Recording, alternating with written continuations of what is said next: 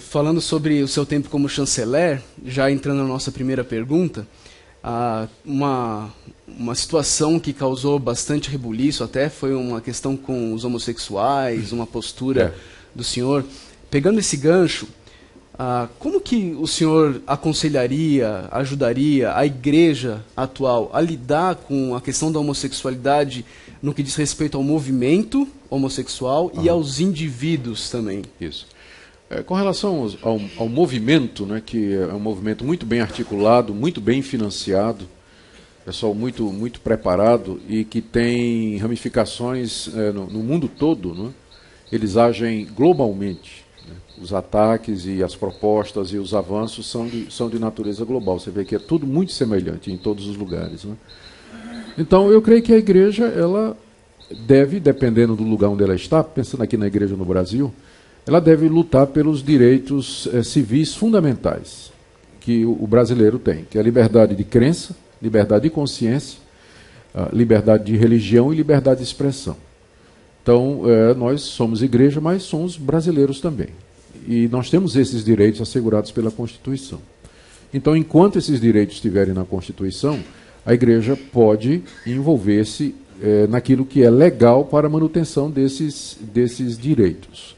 Então, ela pode participar ela pode trabalhar, ela pode ter gente em Brasília, ela pode participar de eventos, de movimentos que propõem exatamente a manutenção desses direitos, porque boa parte do que é proposto pelos ativistas do movimento homossexual implica em tolher a liberdade religiosa.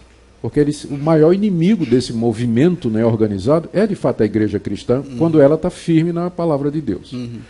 Então, eles sabem disso, por isso o ataque é sempre muito dirigido para a questão da liberdade religiosa. Eles atacam a religião, diz que é homofóbica, diz que ela é repressora, diz que ela não acolhe esse pessoal, que exclui esse pessoal, e tenta, então, pintar a religião, especialmente o cristianismo evangélico, como sendo o lado negro da força, né?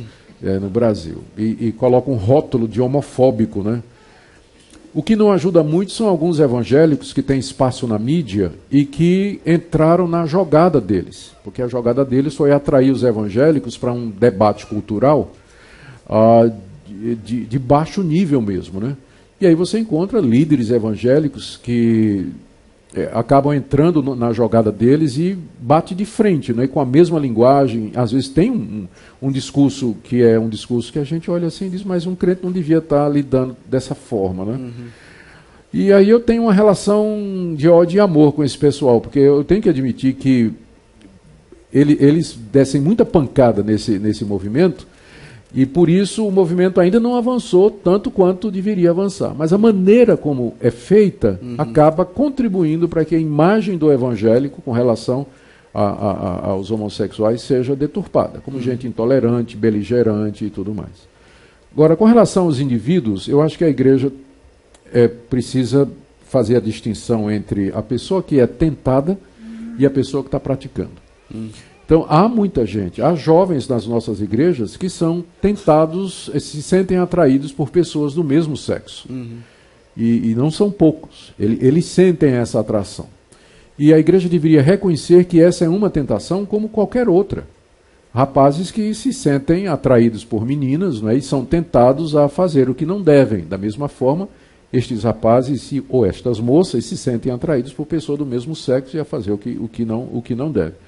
Então a igreja deve ajudar essas pessoas a dominar os seus desejos e as suas paixões, lembrando para elas que estes desejos são resultado da nossa natureza pecaminosa e que o pecado afetou tanto a raça humana que não é que a pessoa nasce gay, mas ela nasce com inclinações, com facilidades para ir para aquela área, da mesma forma que, por exemplo, a cleptomania, não é?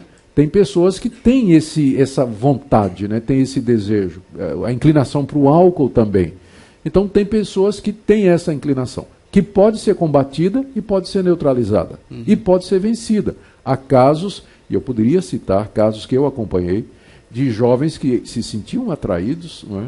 E com ajuda, com cuidado, eles venceram isso aí, casaram e hoje têm família. Outros não. Eles vão lutar contra esse desejo até o fim da vida. E a opção é o celibato. Né?